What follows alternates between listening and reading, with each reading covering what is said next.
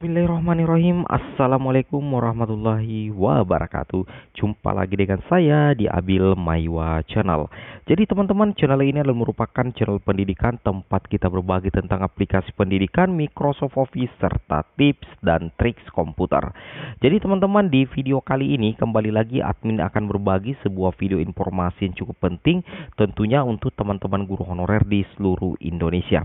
Adapun judul video admin di sini adalah gambaran atau peluang lulus kategori guru honorer ini di skema tahap kedua P3K Guru. Seperti itu ya. Jadi judul video ini lumayan bagus, yaitu kita akan mempelajari tentang gambaran mengenai peluang lulus kategori guru honorer di skema tahap 2 P3K Guru.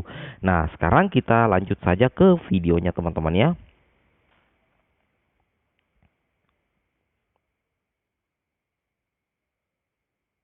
Nah, di sini sesuai dengan informasi yang kita dapatkan tentang pemilihan formasi dan jadwal pelaksanaan seleksi tahap kedua, tentunya teman-teman harus memahami bahwa untuk pengumuman dan pemilihan formasi itu teman-teman dimulai pada tanggal 24 sampai dengan 30 Oktober 2021. Itu khusus untuk pengumuman teman-teman ya, serta pemilihan formasi tahap kedua P3K Guru, seperti itu.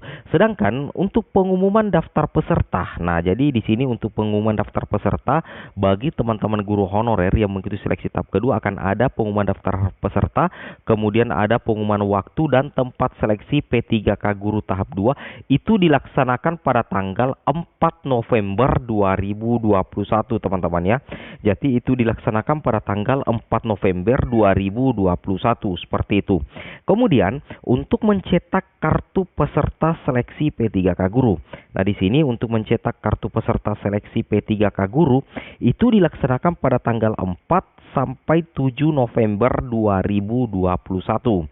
Nah, khusus untuk cetak kartu peserta seleksi PPPK Guru itu dilaksanakan pada tanggal 4 sampai 7 November 2021. Kemudian untuk pelaksanaan seleksi kompetensi tahap kedua itu dimulai tanggal 8 sampai 12 November 2021. Kemudian pengumuman seleksi kompetensi kedua itu 18 November teman-teman ya. Jadi untuk pengumuman hasil seleksinya itu bulan depan, itu tanggal 18 November 2021. Kemudian untuk masa sangga atau pengajuan sangga itu mulai tanggal 19 sampai dengan tanggal 21 November 2021. Kemudian untuk jawab sangga atau tanggapan sangga itu dimulai tanggal 21 sampai 27 November 2021. Dan untuk pengumuman pasca masa sangga 2 itu tanggal 28 November 2021. Nah, inilah teman-teman nih ya beberapa rangkaian kegiatan seleksi P3K Guru tahap kedua khusus pengumuman pemilihan, pengumuman hasil dan pengumuman pasca masa sangga P3K Guru tahap 2. Seperti itu ya. Ini adalah informasi pembuka dari kami. Sekarang kita coba lihat gambaran peluang lolos guru honorer. Nah, perlu teman-teman pahami di pasal 33 di Permenpan RB nomor 28 ya kalau tidak salah, pasal 33 pelamaran untuk seleksi kompetensi kedua itu dapat diikuti oleh pelamar dengan kriteria sebagai berikut. Jadi di sini ada 4 kriteria yang akan mengikuti seleksi P3K Guru tahap kedua teman-teman ya. Yang pertama adalah pelamar dari THK 2 yang tidak lulus seleksi kompetensi 1.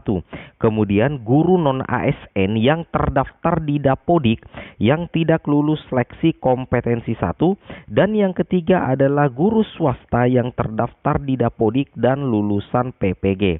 Nah, itulah 4 ya kategori guru honorer yang akan saling istilahnya berkompetisi di tahap kedua untuk memperebutkan status sebagai guru ASN P3K. Seperti itu teman-teman ya. Nah, di pasal 33 juga pelamar sebagaimana dimaksud pada ayat 1 huruf A dan B itu melakukan pemilihan kebutuhan ulang pada SSCASN ini untuk pelamar dari THK 2 dan guru non ASN negeri yang tidak lolos di tahap pertama, berarti melakukan pemilihan kebutuhan ulang pada SSCASN. Kemudian di poin 3 di sini, pelamar sebagaimana dimaksud pada ayat 1 huruf C dan D itu melakukan pemilihan kebutuhan untuk pertama kalinya teman-temannya pada SSCASN. Jadi ini berlaku untuk guru swasta dan tentunya untuk guru lulusan untuk lulusan PPG. Itu pemilihan kebutuhan untuk pertama kalinya untuk formasi seperti itu teman-teman ya. Oke, kita lanjut lagi. Nah, teman-teman bisa perhatikan di sini ya.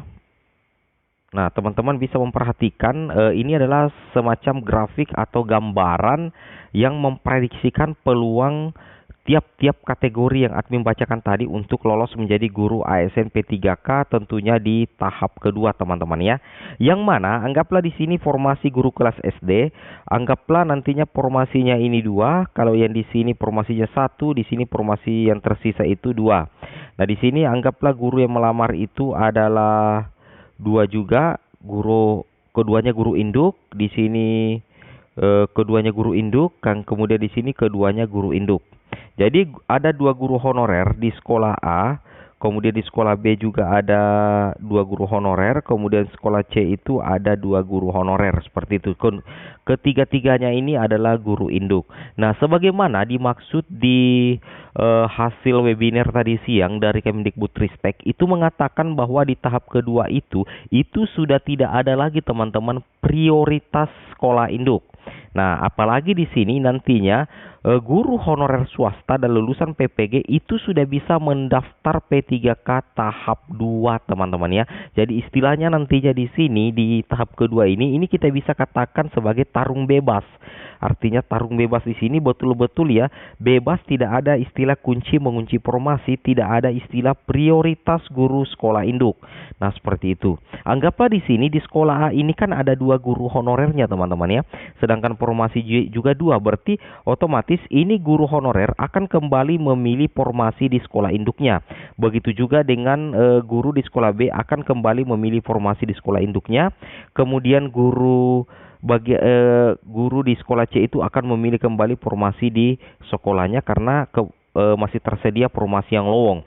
Namun di sini guru honorer dari sekolah A, B, dan C itu tidak bisa mengunci formasi di sekolahnya masing-masing karena itu sudah sesuai dengan aturan resmi dari Kemdikbudristek dan Permenpan RB teman-teman ya. Nah, sedangkan di sini di kategori ketiga dan keempat yaitu guru honorer swasta dan lulusan PPG itu bebas melamar di sekolah A, kemudian bisa juga melamar di sekolah B, kemudian juga bisa melamar di sekolah C. Lulusan PPG juga demikian teman-teman, itu melamar di sesuai dengan domisilinya. Anggaplah sekolah A, B, dan C itu cocok dengan domisili lulusan PPG ini, maka teman-teman lulusan PPG ini juga bisa melamar di sekolah A, bisa melamar di sekolah B, bisa melamar di sekolah C. Sisa memilih salah satu sekolah sasaran yang diinginkan. Nah, kemungkinan di sini tidak ada lagi teman-teman kunci mengunci formasi. Betul-betul yang dilihat adalah skor nilai teman-teman ya. Anggaplah di sini kalau kita berbicara peluang, tentunya guru swasta dan lulusan PPG ini memiliki peluang yang sangat besar teman-teman ya, karena mereka rata-rata bukan rahasia umum lagi ya, bukan rahasia lagi bahwa rata-rata guru honorer swasta itu rata-rata banyak yang memiliki serdik teman-teman.